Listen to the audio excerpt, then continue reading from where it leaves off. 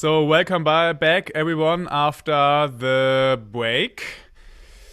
I'm very happy to introduce this session to you, and I was very excited for it because we have some very interesting speakers here. Let me introduce to you Miriam Laker from GiveDirectly, Ugo Gentilini from the Worldbank, and Louise Haagh from the University of York. Louise Haagh is will join 10 minutes later because she has a student's appointment and she's a professor. So this obviously has some priority, but I'm very happy to have her here. So Miriam Laker is actually a clinical doctor and researcher, so she has a lot of experience with RCT, randomized controlled trial experiments, where she leads 10 of them for GiveDirectly, a private initiative to distribute a UBI. And Ugo Gentilini is the head of social assistance research at the Worldbank, and he just recently last year published a book exploring universal basic income, which is a very great resource and which I can highly recommend. Thanks for doing your work. Louise Haagh is a professor, and she published a book 2019, The Case for UBI, and I think she has 4 books to be published in the future.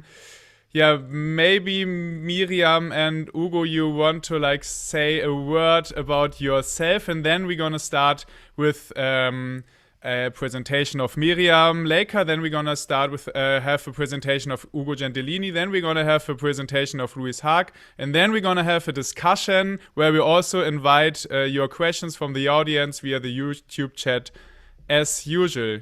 Yeah, thank you very much for being here. It's a pleasure and an honor, and yeah, maybe short introduction of Miriam and Ugo. Great, thank you very much, Valentin. It's a pleasure to be here. Ugo, it's wonderful to be sharing a space with you, a panel with you right now. Like I was introduced, I'm a medical doctor who made the switch from medical research into development economics research. Very surprising for most people. But one of the things that made me move was I began to see a lot about cash for many different things, but also cash for health studies, and then also began to read about UBI, and I found that to be a very interesting concept. So when the time came for me to make another career move, I felt that this was the right place to be.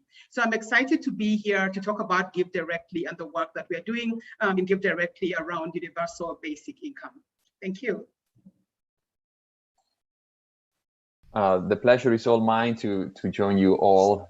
Really flattered for the invite.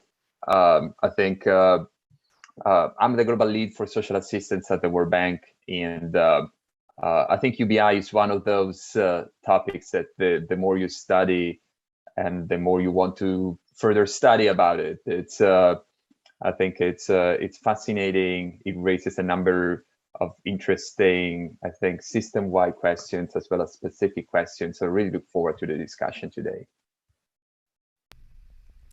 Thank you very much. And maybe Miriam, if you want to present your small presentation. Happily, thank you. I will get to that right away. I hope you're able to see my screen. Perfect. Yes.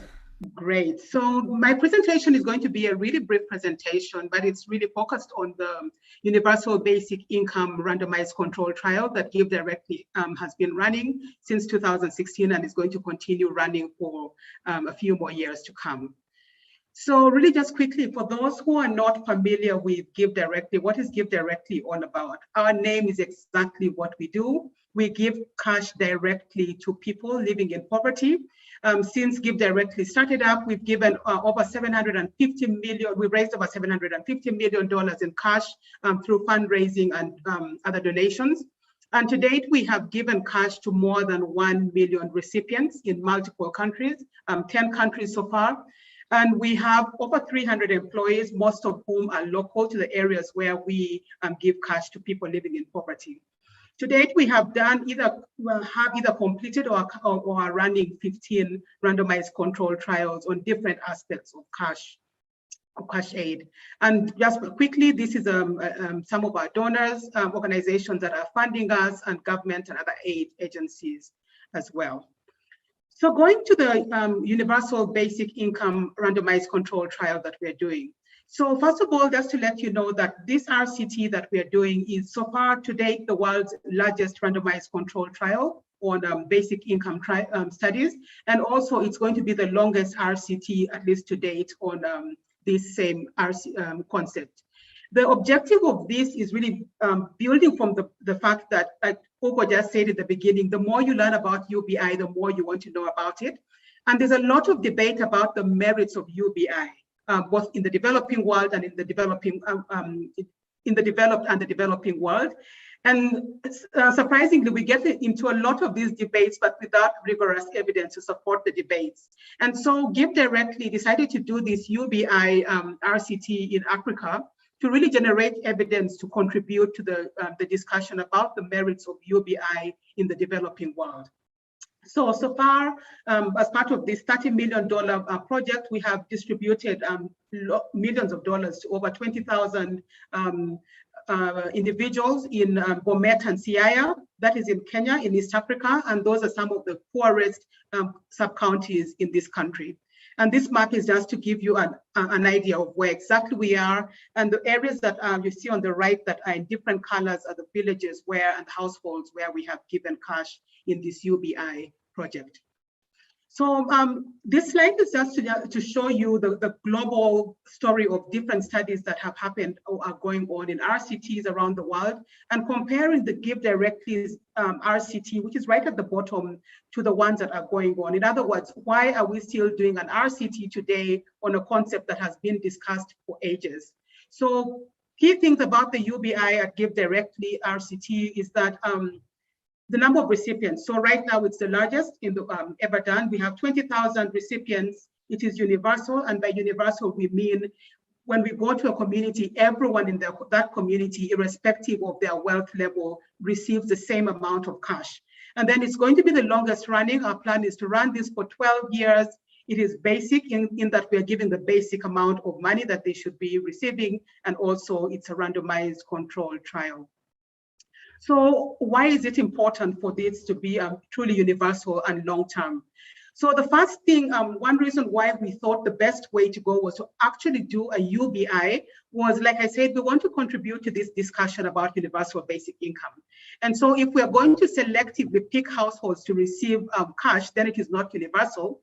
But also the lack of a universal approach means that we lose the opportunity to study the role, the economic effect of a universal basic income on the community. And for some of you may be already familiar with the general equilibrium study that showed the effect of giving cash to a whole community, saturating the community on the economy of the area around it. The second thing, why does it have to be long-term? Like I said, this is a 12-year RCT. We believe that it has to be long-term because so far, first of all, we don't think that short-term studies will tell us the actual impact of UBIs, because every time we talk about UBIs, we're not talking about a 1 or 2 year project. We're talking about a lifelong project at best. And then also we feel that we're at a point in cash research where we have enough evidence about what people do with short-term cash transfers when they're not sure, when they know that they're not going to be getting money for a long time. But with a long-running RCT, UBI, we believe that people are more likely to make certain changes or take certain risks because they're certain that the money is going to keep rolling in for a number of years rather than 1 or 2 years. Quickly, I will present the study design for our UBI. As you can see, there are two major arms, a treatment arm and a control arm. And in the treatment arm, we have three arms. So the main one is the UBI arm, which is a long-term basic income, and this is running for up to 12 years. The second one is a short-term basic income, which is running for up to 2 years, same amount of money, but for a shorter period of time. And then the final one is the lump sum. So in the lump sum, the adults, all the adults in the village get the same amount of money that the UBI group are getting, but it's all given to them upfront. So like I think I already mentioned this, the budget for our UBI project is up to $30 million. And here's a list of the principal investigators. One of them is Abhijit Banerjee, who is a Nobel laureate. Michael Fay and Paul Newhouse, who are founders of GiveDirectly. And Paul is also a professor at UC San Diego, Tavneet Suri, and then the late Alan Kruger. What have we learned so far as I come to the conclusion? So as I say, this UBI RCTs just started recently. And so right now the analysis for the first end line is still ongoing. But what we do have is we did an evaluation to see the impact of the COVID-19 government restriction measures on people in these villages. And what we found was that people who had received these transfers reported improved well-being, although the effect sizes were quite moderate. So on measures like hunger, sickness, and depression, in spite of the presence of the pandemic. We saw what were potential public health benefits. In other words, we had recipients reporting reduced hospital visits and reduced social interactions, although they had an increase in commercial social interactions. And then we also found that while the pandemic led to a reduction in income gains that the recipients had initially accrued, they suffered smaller increases in hunger. So unlike groups that were not receiving cash, there was a marked increase in hunger. It wasn't as huge among those who received cash. And then very importantly, things that cannot usually be measured. So I'll just give you two examples. One of them, in one of the communities, we found that people, because the whole community was receiving cash, groups came together and decided to hire a preschool teacher. So they're all using parts of their transfers to pay this preschool teacher to teach their children. And these are things that many times are hard to measure. We also have beginning to find through interactions with recipients that the investments that they get into are very heterogeneous and sometimes unexpected. Here I have a link to a very interesting YouTube video where one of the recipients said, you know, not everybody wants a goat. You know, people are buying goats in his community, but it's like, I don't want a goat. And so he's purchased music instruments and started a band for himself. And so in summary, that is what the UBI RCT at GiveDirectly is. I'll be happy to answer some questions as we go along. Thank you, and back to you. Thank you very much, Miriam. This was very insightful. I don't see any question coming up directly, so I would give the word directly to Ugo Gentilini. Okay, thank you so much, Valentin. Can you confirm you see the presentation? I see the presentation, but not in presenter mode. But we can perfectly read it. Just a second. Okay. Can you see now? Perfectly. All right. Well, thank you again. Really a great pleasure to join you. And Miriam's wonderful presentation, I think, laid out a number of empirical questions, and I think fully agree with what she said. I think about the great contribution that GiveDirectly is providing to everyone. It's almost as a global public good, the sort of research and experimentation that they are engaged in. So what I would like to do just in a few minutes, and I only have 5 slides, I would like to reflect a little bit on some questions for the future that I am also personally thinking about, and there are no right or wrong answers to them, but these are just some kind of questions that emerge as a result of current and past engagements with UBI. So, and the first question, which is widely debated out there, is whether we are living in a historical moment where there is really a transformation, an attitude shift in the way people look at cash transfers. If we look back at history, the history of cash transfers is one that alternates skepticism with evidence debunking some myth, and then skepticism comes back and more evidence debunking the myth. So at the moment, though, the magnitude of the responses that we have seen in the past year and a half to COVID kind of poses the question, is this time different? And if we look at what countries have been doing, of course, a lot of diversity, and sometimes assistance is short-term, but overall, I personally haven't seen anything like this in history. It's pretty unprecedented if we consider that 1.3 billion people have received some form of cash transfer over the past year and a half.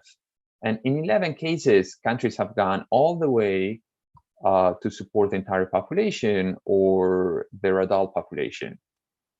So it's pretty remarkable, but it's not only the coverage per se. We have seen more and more now evidence about what is happening with that assistance. And here I'm just showing two graphs, one that just came out last week from Aminojob and others, the upper right graph, that basically shows that the spread has been of COVID more severe in the poorest locations. For every standard deviation in poverty, there is a 25% increase in the spread. But where cash transfers have been provided, that increase is only 11%. So it kind of more than halves that spread. And on the other hand, we see here Lustig and others from Latin America showing that the countries that did have more aggressive cash transfer programs as COVID responses were able to mitigate the increases in poverty way more than in countries that didn't do that. So you can really contrast Argentina and Mexico, for instance. So all these things kind of lead to the question, has the scale and the high visibility, the premier role that cash played in the pandemic, is it changing the mindsets? Or is it changing the mindset in which policymakers respond to emergencies, but not necessarily to long-term measures? So there is a whole agenda on how one should define crisis, but there is also, I think, this question of short versus longer-term implications. We're very much in the middle of it, and I think precisely the conversations that we're having today will also help in moving the needle. But I think the question is, and the jury is still out there. A second question is whether some of the distinctive features of cash transfers, of UBI, kind of make it more suitable than other interventions in helping to prepare for crisis. So the fact that UBI, in a way, it's the default position is that you're a participant, and that in that way, it allows for intertemporal decision making. It's preemptive instead of reactive. So that element, those elements, I think, are intriguing. The moment that we think of crisis and the whole preparedness agenda that COVID has highlighted, and instead of thinking a crisis is coming, how do we respond? The question is, how do we prepare? And here is, I think there is a whole, there are a couple of work streams that are looking at how to connect early warning systems with scale-up decisions. And this is an area that I haven't seen covered extensively in the UBI debate, is how UBI fits within this preparedness agenda.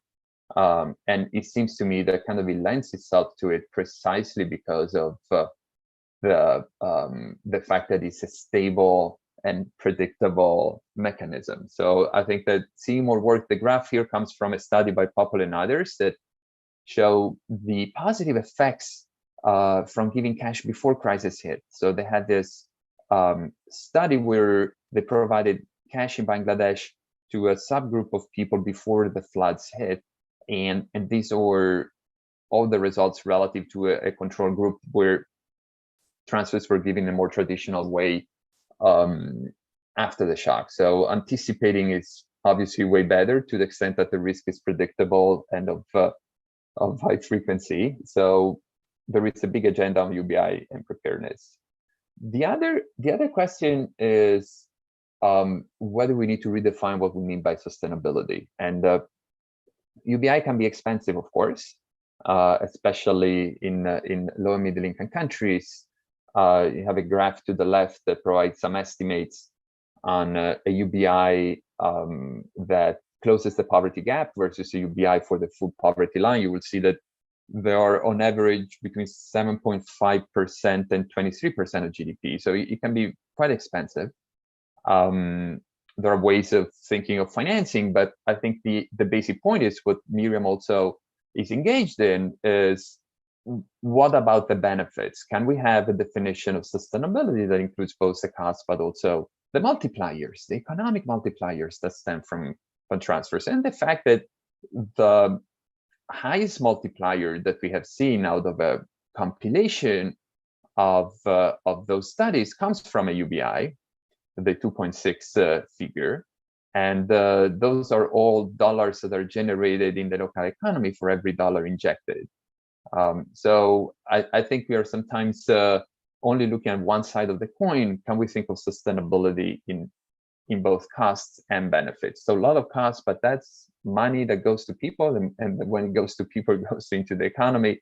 That's why also in the COVID crisis, we have seen that convergence between monetary and fiscal policy.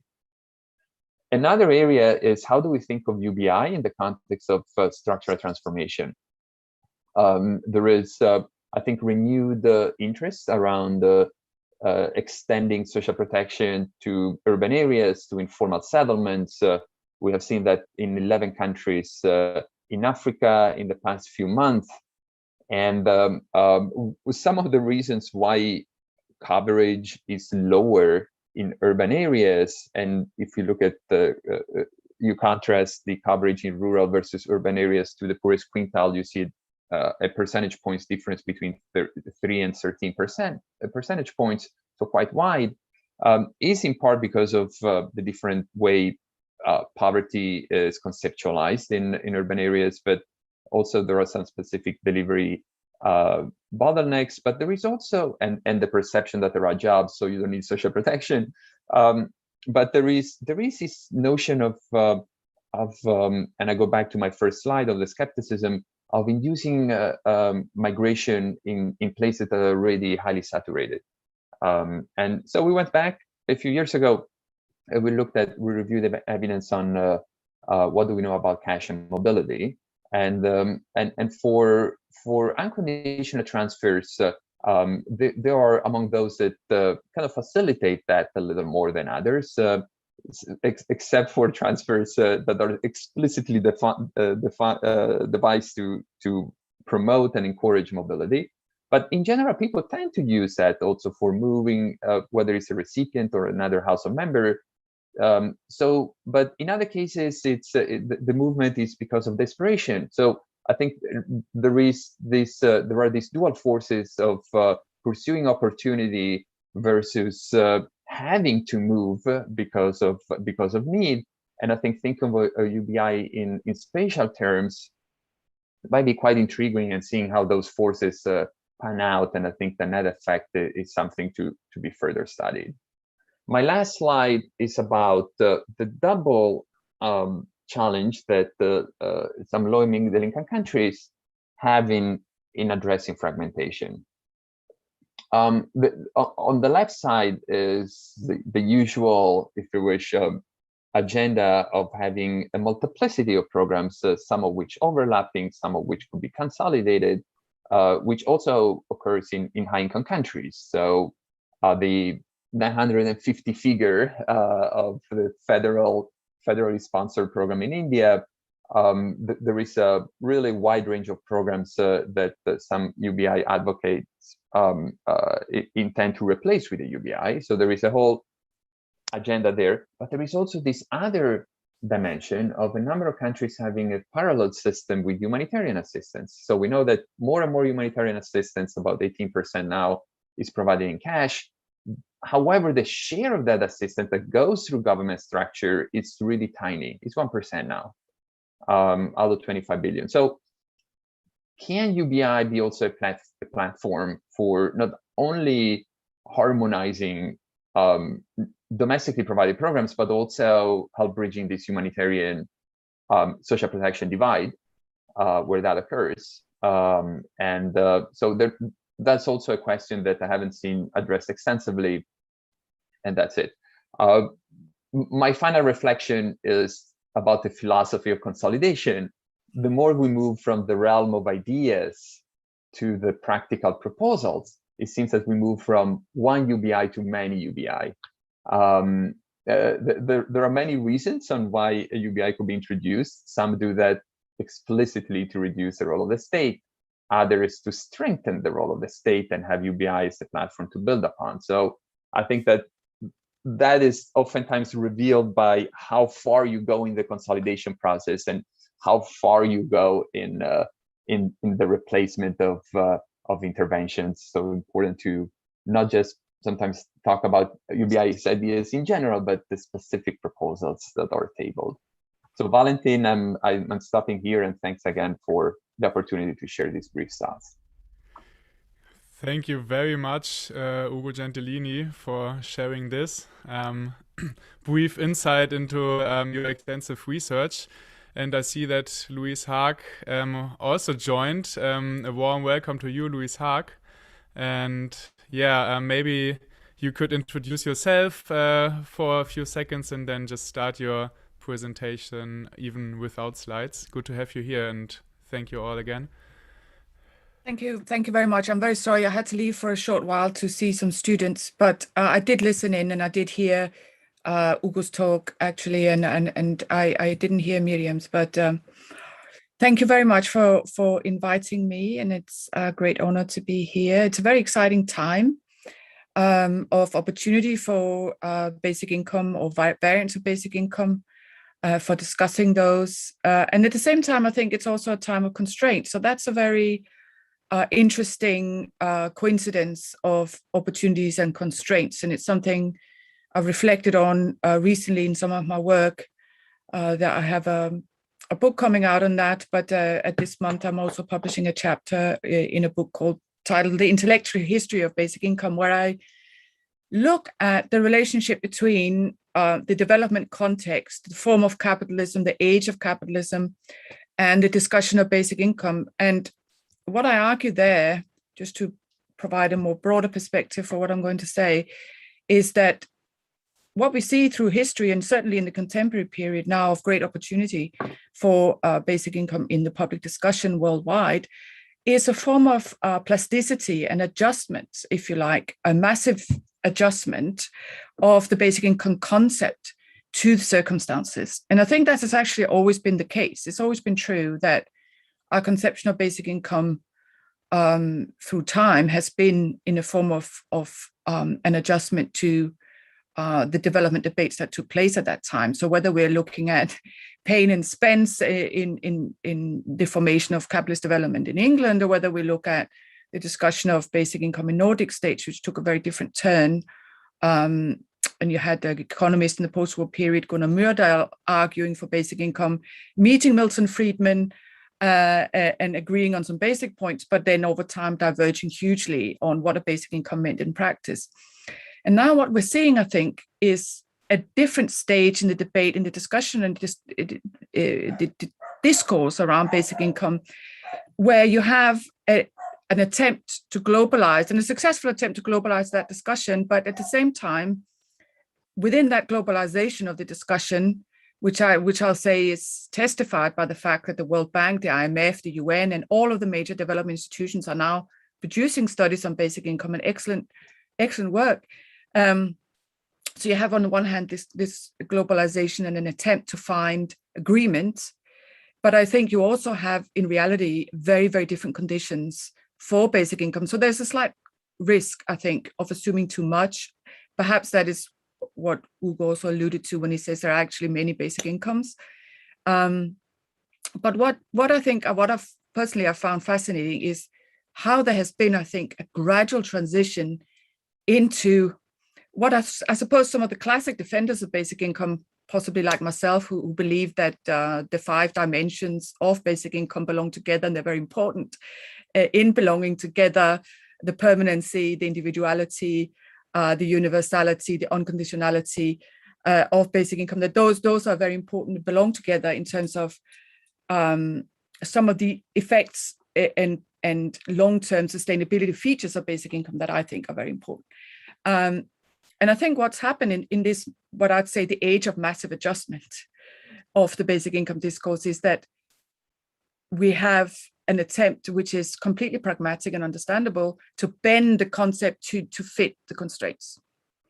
And I mean, the excellent report that Ugo was part of producing for the World Bank, it very, very much reflects the problem that it's very difficult to have a basic income version that does two things at the same time: alleviate poverty and reduce inequality, or three things at the same time: alleviate poverty, reduce inequality, and promoting shared institutions. Those three things are very difficult to align up in reality in countries that are fiscally constrained, and in particular that are fiscally constrained in this particular way, that they have what I would call a redistributive type of welfare state. That is, that the bottom 30 to 40% of the labor force contribute very little in taxation and are unable to, so have very low level of formalization of the economy. Elites are often contributing proportionally more, but actually relatively little if you compare with more developed states with better fiscal systems. So you don't really have a fiscal basis for a basic income in the global south, I think, and that's a reality, and it's very difficult scenario, because what it means is that you can't move through a truly universal basic income and build shared institutions at the same time as you're trying to achieve some of those upscaling effects at the lower end and in terms of anti-poverty policies. And so it's a very difficult, I think it's a very difficult scenario. So I wanted to make a couple of points about that, having now set that out. So the first thing is to say, I think there's been a huge contribution made in the last 20 years through pilots. Again, here's a contradiction, because I think the sort of evidence that have been produced by pilots has now accumulated to the point where we do know, and Ugo's given more figures, we do know that community effects, emancipatory effects, as Guy Standing have emphasized in his work from pilots in India, are incontrovertible in the sense that to give a whole community security, to give a whole community security that is individual and shared, as well as shared, and has a sort of is unconditional and lasts for a period of time, that the effects of doing that are there's a kind of cluster effect from doing that in terms of enhancing all kinds of motivational productive behaviors. So I think there's no question of that.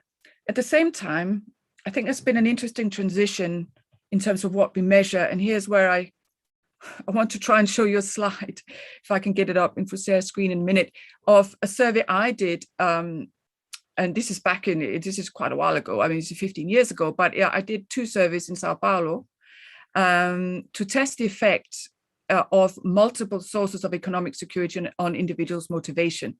And rather than look at behavior as such, I tried to ascertain what the effects of multiple sources of economic security would be on people's sense of motivation. And I defined that in terms of levels of intrinsic motivation. In other words, were people more motivated to react, or were people more motivated occupationally?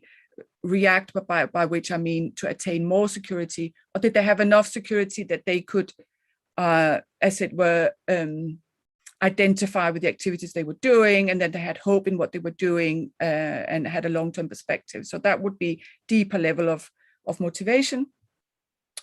And I tested that in 2 constituencies. So I with a control group in each constituency, and one was in a marginal area of Sao Paulo with very low job opportunities, and the other was in central Sao Paulo with a residential area with much better opportunities, but also other sources of economic security. So I'm only going to show you a slide, if it works, from, it's somehow not allowing me to share my screen. No. That's well, hold on. We can see your screen now. You can see my screen, but yeah, yes. There we go. There's the screen. Perfect. So sorry. Yeah, I just got it off the internet, this paper, which was published in World Development in 2011, the result of this survey. So, but this is a path diagram, and it shows them sort of the pathways to intrinsic motivation, that deeper sense of motivation I talked about before.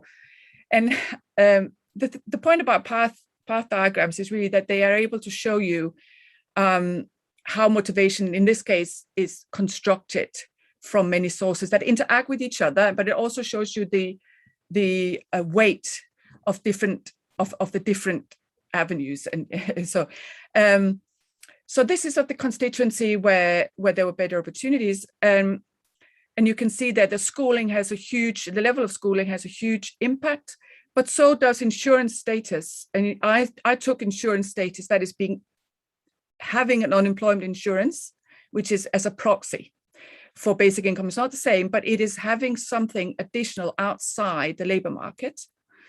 And then I also looked at the employment history. So would there be an impact of having longer or shorter unemployment, longer and shorter employment? And so you can see that these different things interact.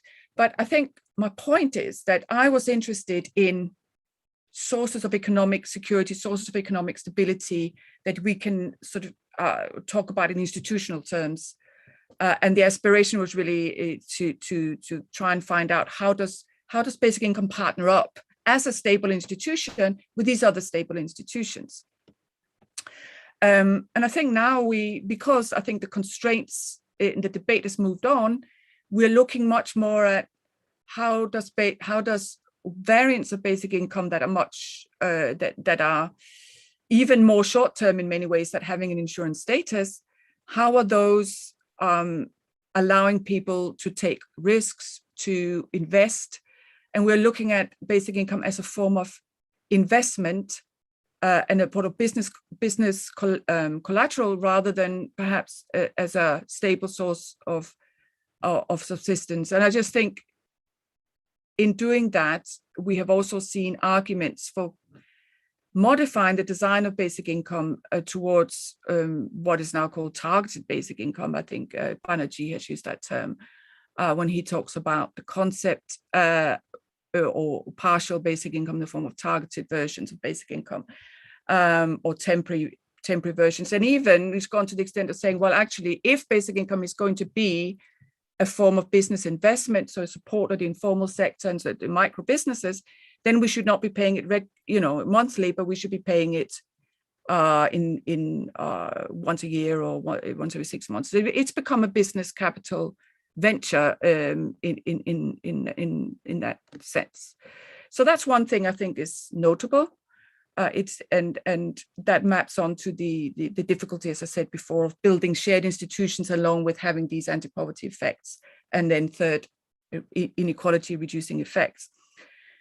Now, in terms of my other work on welfare states, I think it's pretty clear that states that have lower income inequality use income redistribution, but the way that they do it is not just through income assistance, but also channeling redistribution for other means. And I think this is one of the things that slightly worry me when we're talking about what can basic income replace in the global South under fiscal constraints. And I would be interesting to hear what Ugo and Miriam think about that. And two other paradoxes I think are important to note is that whilst pilots probably produce some of the best evidence that we have, they're often politically fragile. In other words, they're championed by particular individuals in countries, they're funded from outside.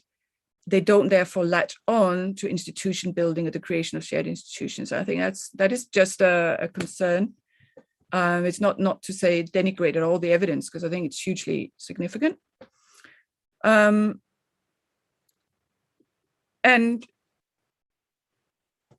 so I think that there is really a discussion to be had about what is basic income partnering up with?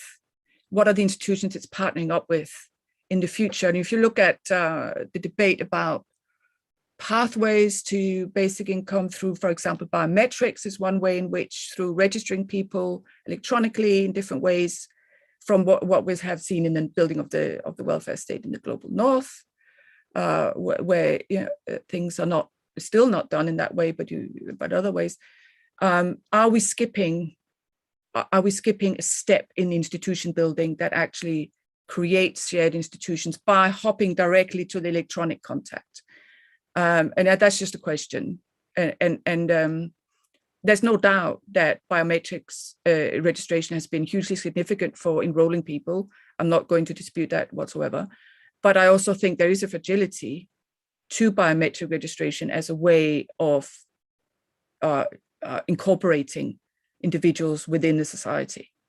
And it might miss, it's an opportunity, but it's also the opportunity that carries risks. Yeah, I think those are the points I would throw out for debate, really, and leave some time for discussion in the panel. Yeah, thank you very much, Louise Haagh. Yeah, that was a lot of content. I really enjoy the information and the questions you opened. And yeah, we have 20 minutes left. We have some questions from the audience, but I think I would love to have a 10-minute discussion like internally, because you also raised a question about which institutions could the UBI replace under the fiscal constraints in the global south, to Ugo Gentilini and to Miriam Laker. So yeah, I would like to open the discussion between the three of you in the first step, if this is if you agree.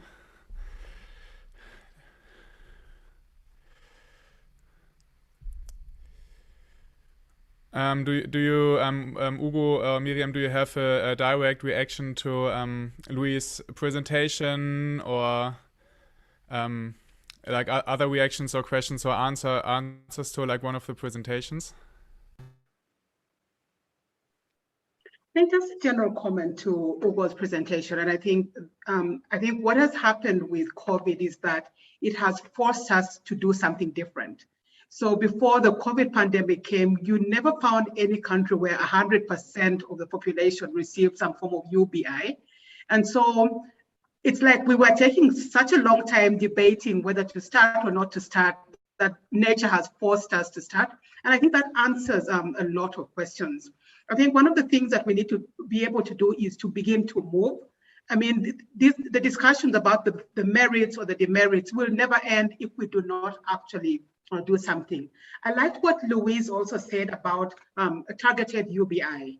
Maybe that is the direction to go eventually. It may not be UBI nationwide, but maybe identify poorer communities and do a UBI in those settings. Because questions about who is going to fund this, how long can it go on for, are not going to stop, but maybe that would be a way to go. Yeah.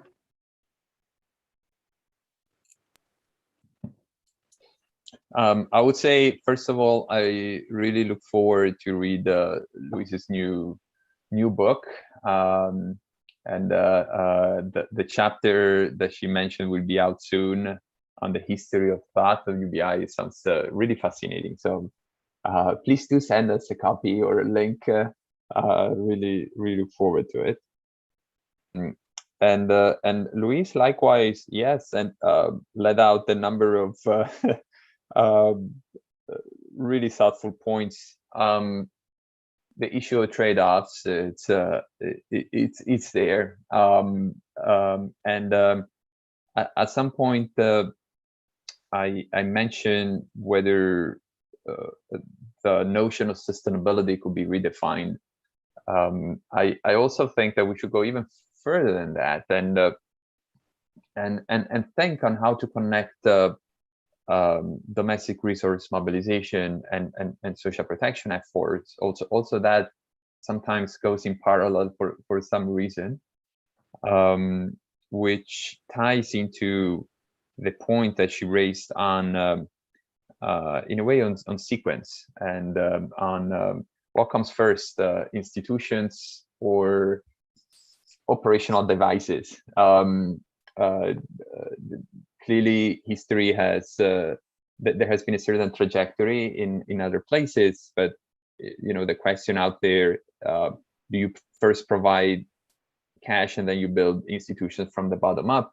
I think it's one of the questions that Miriam is experimenting with, and GiveDirectly is intending to investigate. And what would you replace? I would say that coverage at the moment, especially in low-income countries, is quite low. It's 18% of the poorest quintile gets some form of social assistance, and that also includes large-scale subsidies. So if we reduce it to cash, it's much lower. And what we see in light also of the big trade-offs and the limited fiscal space and all those conversations is how to extend coverage. Just like universal healthcare and universal education have made huge headways in the past, I think now universal social protection is coming online, and I think there is a rich debate on how to pursue that. There is a whole branch of literature, empirical work on extending social insurance to informal sector workers. Diego and others have done some great work. The bank also is very much looking into it, and how to combine insurance and assistance. Should we think differently about those combinations, which in practice there is this really big gray area between contributory and non-contributory transfers, and in a way one could look at UBI as a direct line in towards universality. It kind of skips a few steps and reaches everybody. Something that instead countries have built the combinations of assistance and insurance. And I think that the shortcut has some intriguing advantages, as well as some possible limitations that we discussed extensively in the book. I don't want to repeat those, but what I would mention is that this is not a theoretical conversation anymore. We have seen one country has gone universal twice, and that's Mongolia. It had the UBI in 2010, and it built the program upon a child benefit program. It had to roll it back because of fiscal constraints. During COVID, it went back universal. And so I think that in my first slide, whether countries want to go all the way universal directly with UBI or keep that as an option that is dormant and being activated during crisis, it is an option there. What I think the crisis is really underscoring is the need for universal delivery systems that you do in principle need to be able to reach everyone. Then the policy choice of how far you go, who pays, who are the net receiver, net payers, it's a conversation that will always be there, pans out differently according to philosophical priors and the political economy and the social contract. But the notion that you, in principle, can and should reach everyone is there. And I don't think that was there a few years ago. So in a way, it's consolidating this idea that you need the pipes, and that then the specific configuration that universality can take may change. I'll stop here. Thank you so much.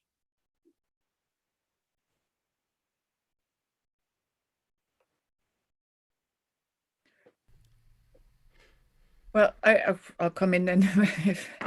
I agree with all the points that have been made. I think sure, for sure, if we go back in history and we see how universal education was consolidated, took many decades, the countries are different, and I think we are seeing the same thing. I think we are seeing a debate. It may roll back and forth a little bit, but I still think it is going in the direction of recognizing two things. One, universality matters, but you can't have universality without institutions as well. I think those two things are being recognized. I agree with Ugo that the institutions involved could be different and the transitions involved could be different. Some of the pitfalls will be the same. And it is also very difficult to compare, and in many ways impossible to compare countries in sub-Saharan Africa with like South Korea, for example, or Nordic states or Britain, or, you know, it really,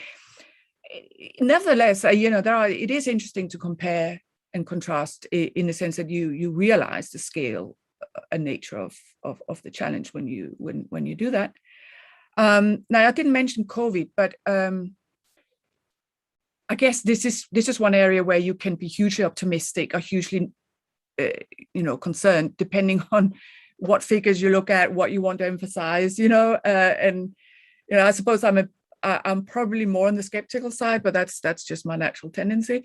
Having said that, of course, I do think, yeah, for sure, COVID has put the resilience of systems to crises on the map, and we have to question, well, what builds resilience in a society to respond to a crisis? And then we come back to universality.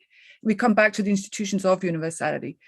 I think the institutional point for me is really important, because when we come back to mobilizing resources, and I think we cannot talk about UBI without talking about how resources are going to be mobilized and institutionalized, because you can have quite wide coverage in certain areas and at certain points in time, and it can be withdrawn depending on, I think, the institutionalization or the lack of it of that funding. And so that's definitely a parallel challenge, as Hugo says. But what we know from the countries that did really well in terms of income security during COVID, and also relatedly actually dealing with other aspects of COVID, I think the systemic resilience there, it shows the interconnection between institution capabilities and income security, institution capabilities in other areas of services are often not connected.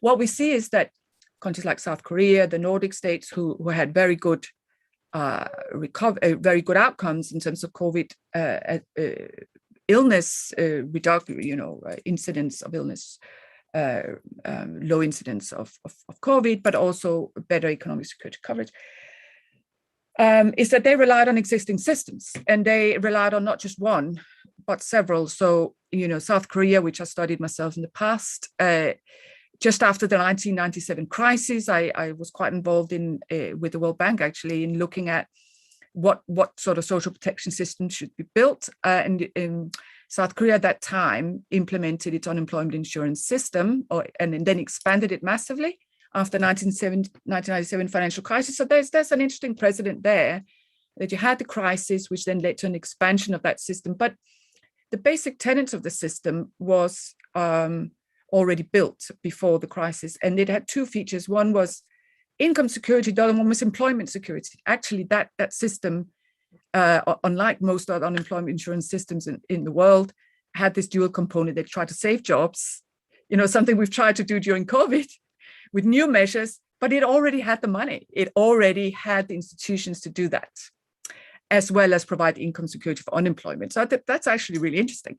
And then building on that, of course, then South Korea went on to also build social assistance. So over the next 10, 15 years. So what I think Korea went on a trajectory of multi-institutional consolidation of different avenues of security, built the resources in through contributions, as well as tax revenue. And you see the exact same in Nordic states. You have a very, very strong unemployment insurance system, which is built by members' contributions, and it alleviates the amount that the state needs to spend in social assistance at any one time. So this kind of risk pooling and resource mobilization within societies, I don't think there's really any escape from that, and that we need to look at that as part of the UBI discussion, and actually worry a little bit about UBI coming to sort of assemble all of the different mechanisms in one single mechanism, because then I think you miss out this resource mobilization, which necessarily needs to be more broad-based. And just to add, with COVID, I am concerned because when I look at countries that are very well resourced, including the United Kingdom, you are seeing a very abrupt end to all of the measures. And within income assistance, you had this slight raise of the £20 a week in support, and that being absolutely cut with stealth. And I say with stealth because the government was confronted by every civil society organization you can think of and stuck to the fact that it would not continue that raise. And so you've got a lot of examples, I think. And naturally, what you would expect is that countries are saying, we are not going to commit beyond. We can't afford to commit beyond.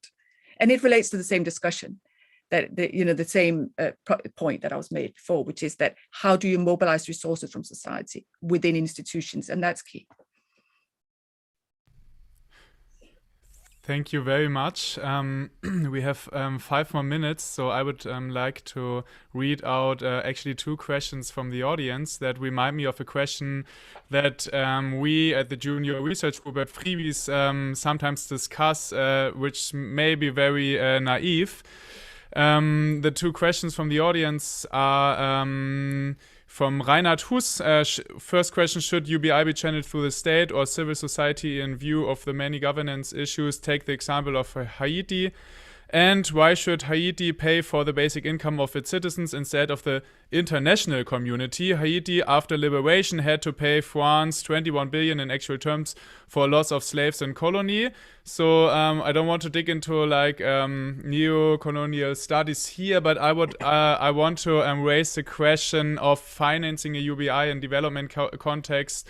Domestically or internationally, and Louise, you already opened up the question that I think like if finance is channeled from outside into a so-called developing country, then it may not create the necessary institutions, if I understood you correctly. But yeah, the question that we sometimes internally and very naively discuss is like what would happen if we replace a certain amount or a certain fraction of global aid with a UBI program, with a targeted UBI program for absolute poor people. Yeah, what are your thoughts on this very naive question? Maybe Miriam, you want to start? Yes, thank you. I'd love to start. And the bit I want to answer is who should be in charge of the UBI? Should it be the state or should it be civil society? I believe that the ultimate objective of UBI is for really sovereignty. The state should be able to take this on and do it for their citizens. We've had situations in Africa where in a lot of African countries, it's now running like a social service. So I think at the end of the day, it should be about the states. I think what other organizations like research organizations and academia should be doing for UBI is generating evidence that is going to help the governments. So what is the right transfer size? What is the right frequency? Louise talked about, should it be a lump sum or should it be a continuous payment? So we should be generating the evidence to help the governments implement UBI and then to scale up UBI for their people. I'd be happy to hear what Ugo and Louise think. Well, I mean, I agree. I think the ultimate preferable model is that it's owned by the state and civil society together. It's when you create shared institutions between the state and civil society that you get the kind of resource mobilization buy-in that's required. Now, I think it's very important not to misunderstand 2 things. I think my model of UBI, as I call it the foundation model, is a model that sits within the universal welfare state, within a set of institutions. And there's absolutely no contradiction in my mind between the unconditionality, universality, and shared risk of the UBI and the other forms of shared risk. And actually, to get the maximum benefits out of UBI, you need that pooling, and that should be the aim. And I think it's really important that we're at a stage where setting the goals and where the direction of travel, that's the opportunity we need to seize, because we're not going to implement what we want in the short run, but we can redefine the agenda and we can try to talk about next steps. And, you know, the sort of evidence that's being gathered by pilots indeed need to be upscaled and combined with the wider insights about how can a state that's accountable to civil society be responsible for a program. Now, responding to Reinhard, I think I agree, but I agree that there is a moral burden. I also agree with you, Valentin, that for sure you could have something globally that would be a common fund that could be used for UBI, targeted versions of UBI. For me, what that would represent would be a kind of moral statement.